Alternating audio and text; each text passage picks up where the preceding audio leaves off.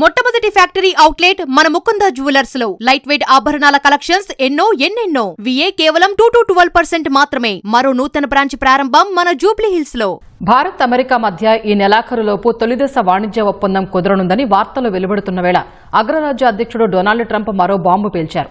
అమెరికాకు ఎగుమతయ్యే భారత్ బియ్యంపై అదనపు సుంకాలు విధించనున్నట్లు హెచ్చరించారు. ఆసియా దేశాల వ్యవసాయ ఎగుమతులు అమెరికా రైతులకు సవాలుగా మారాయని, ఈ సమస్య నుంచి తమ రైతుల్ని కాపాడేందుకు సుంకాలు విధించనున్నట్లు ట్రంప్ వెల్లడించారు. అమెరికా మార్కెట్కు భారత్ భారీగా బియ్యాన్ని ఎగుమతి చేయకూడదని ఆ దేశ అధ్యక్షుడు డొనాల్డ్ ట్రంప్ అన్నారు.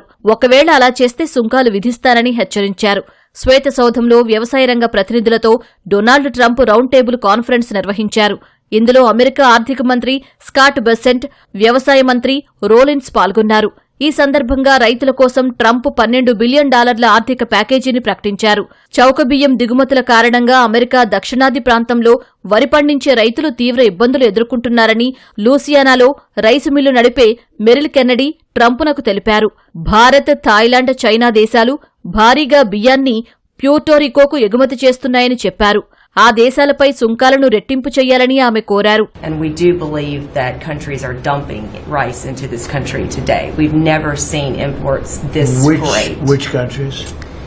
India, Thailand, even China into Puerto Rico. Puerto Rico used to be one of the largest markets for U.S. rice. We haven't shipped rice into Puerto Rico in years. So this has been happening for years. This didn't start during your administration, but unfortunately we're seeing it in a much bigger way now. The tariffs are working, but we need to double down because you want more. I mean, well, they're cheating, right? Why is India allowed to do that? They have to pay tariffs. Do they have an exemption on rice? No, sir. We're still working on their trade deals. There's a WTO case against India now. Give me the countries, if you could. Go ahead. India. Who else? So India. Mark it down. What'd you say? Yes, sir. India, Thailand, China into Puerto Rico, not into the continental U.S., but into Puerto Rico. Those are the main culprits. So Puerto Rico used to do a lot of business, and now you're 100%. Puerto Rico was U.S. based. All right. And so now easy to settle. 2024లో అమెరికాకు 2.34 లక్షల టన్నుల బియ్యాన్ని భారత్ ఎగుమతి చేసింది.